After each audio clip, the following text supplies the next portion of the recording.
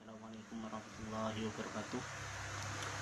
Yang saya hormati Pak Profesor Dr. Muhammad Nur Harisuddin selaku dosen pengampu mata kuliah usul fikih, dan teman-teman yang saya banggakan. Puji syukur kepada Allah Subhanahu wa taala telah memberikan taufik serta hidayahnya kepada kita semua.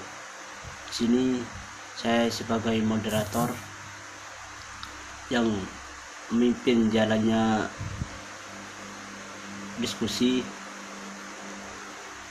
Di sini kita akan membahas tentang lafadz hakikat dan majas.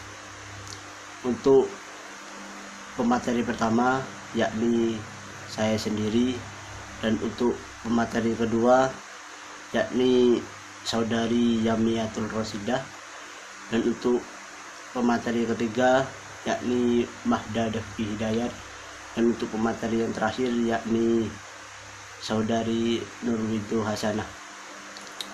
Demikian dari kami. Apabila ada pertanyaan mohon diajukan setelah presentasi. Kurang lebihnya kami mohon wabarakatuh. Saya Ahmad Haris Hidayatullah. Di sini saya akan menjelaskan sedikit tentang az-zahir.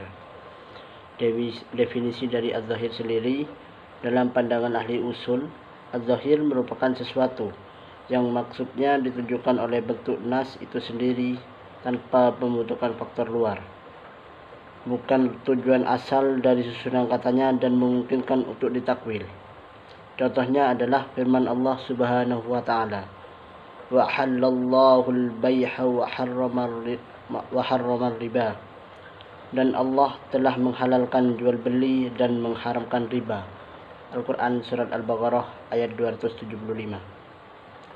Ayat ini makna zahir jelas adalah menghalalkan jual beli dan mengharamkan riba, karena makna itu langsung dapat dipahami dari kata ahalla dan harrama tanpa membutuhkan alasan. Sementara hal tersebut bukan maksud dari susunan ayat, karena ayat itu seperti telah kami jelaskan, susunan asalnya adalah meniadakan persamaan antara jual beli dan riba sebagai bentuk kepada orang yang mengatakan bahwasanya jual beli itu seperti riba. Wahbab Khalaf 2004 162 sampai 163. Hujjahan zahir.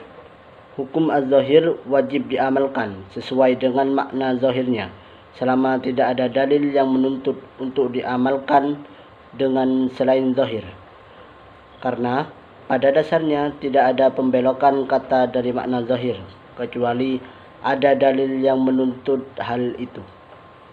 Lafaz zahir mungkin untuk ditakwil, artinya membelokkan kata itu dari lahirnya dan menghendaki makna yang lain. Jika lafaz itu umum, maka mungkin untuk dibatasi. Jika makna kata itu bermakna hakiki, maka mungkin untuk diberi makna majas dan bentuk-bentuk takwil yang lain. Demikian seterusnya. Wahbab Khalaf 2004 163. Terima kasih. Mungkin itu saja dari saya. Kurang lebihnya saya mohon maaf.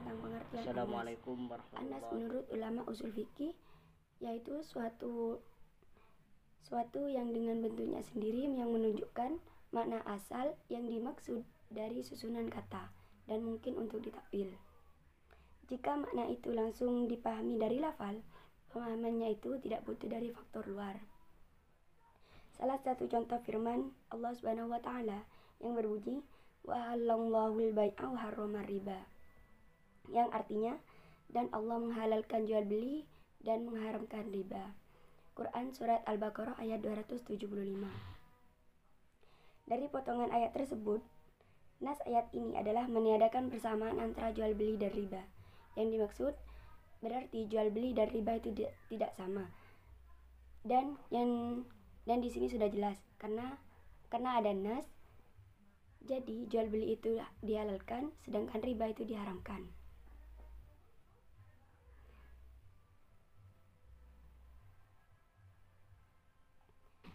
Yang kedua, kehujahan. Dari kesepakatan ulama usul fikih, hukum nas sama dengan zahir. Artinya nas wajib diamalkan sesuai dengan nasnya.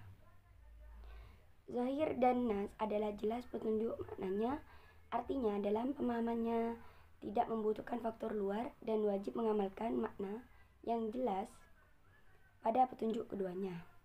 Misalnya, yang dikehendaki adalah selain petunjuk yang jelas pada kalimatnya. Jika ada sesuatu yang menurut adanya dari kelompok 6, di sini saya akan melanjutkan presentasi dari teman saya. Ini tentang kehujakan hukum makna mufassar. Hukum makna mufassar harus diamalkan sebagaimana penjelasan terhadapnya. Ia tidak mempunyai kemungkinan untuk dipalingkan dari mana lahirnya. Hukumnya bisa menerima sahih atau disalin jika termasuk di antara hukum yang telah kami jelaskan dalam az-zahir, yakni hukum cabang yang menerima perubahan.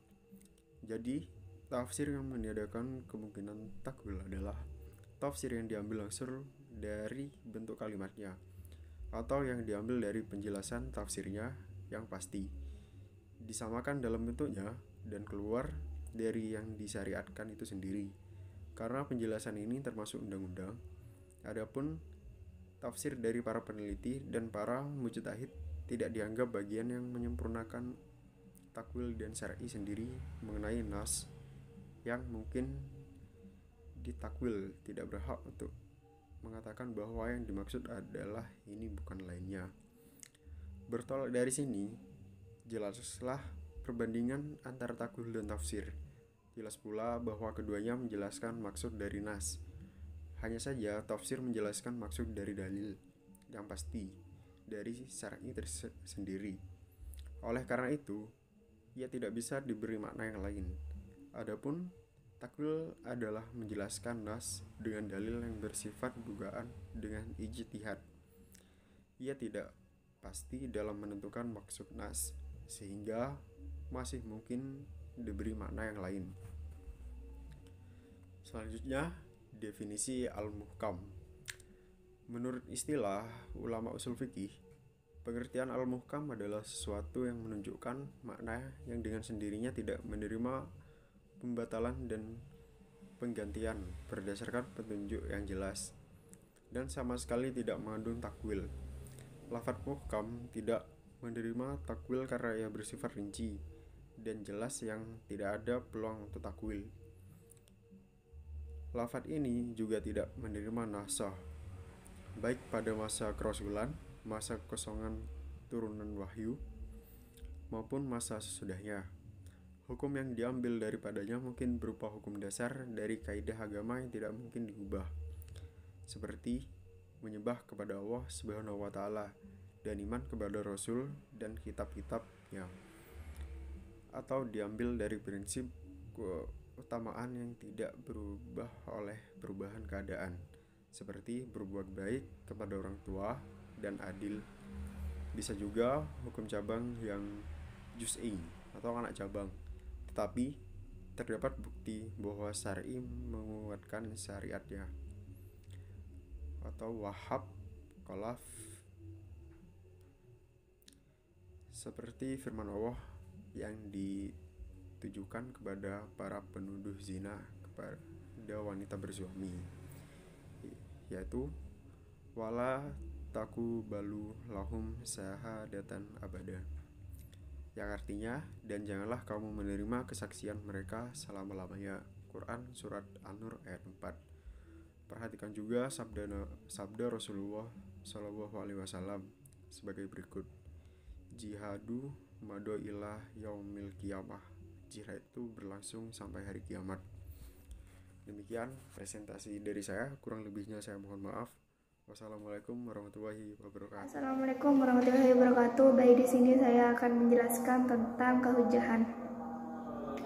Kehujahan, hukum al-muhkam secara pasti wajib diamalkan, tidak mungkin dibelokkan dari makna lainnya. Dikatakan tidak menerima nasakh karena setelah masa Rasulullah dan terputusnya wahyu, semua hukum yang terdapat dalam Al-Quran dan Sunnah menjadi kuat dan kokoh. tidak menerima nasah dan pembatalan alasannya setelah Rasulullah tidak ada lagi yang berkuasa dan berhak menetapkan hukum syara, membatalkan dan mengubah apa yang telah beliau bawa. Walhasil, keempat macam petunjuk yang jelas ini berbeda tingkat petunjuknya terhadap makna yang dimaksud, sebagaimana yang kami jelaskan. Perbedaan ini akan tampak jelas manakala menjadi kontradiksi. Jika terjadi kontradiksi antara zahir dan nas, yang dimenangkan adalah nas karena ia lebih jelas petunjukannya dilihat dari segi bahwa makna nas itu adalah makna asal dari susunan katanya. Adapun zahir, maknanya bukan asal yang dimaksud dari susunan katanya. Tidak ragu lagi bahwa maksud asal adalah dapat langsung dipahami daripada lainnya.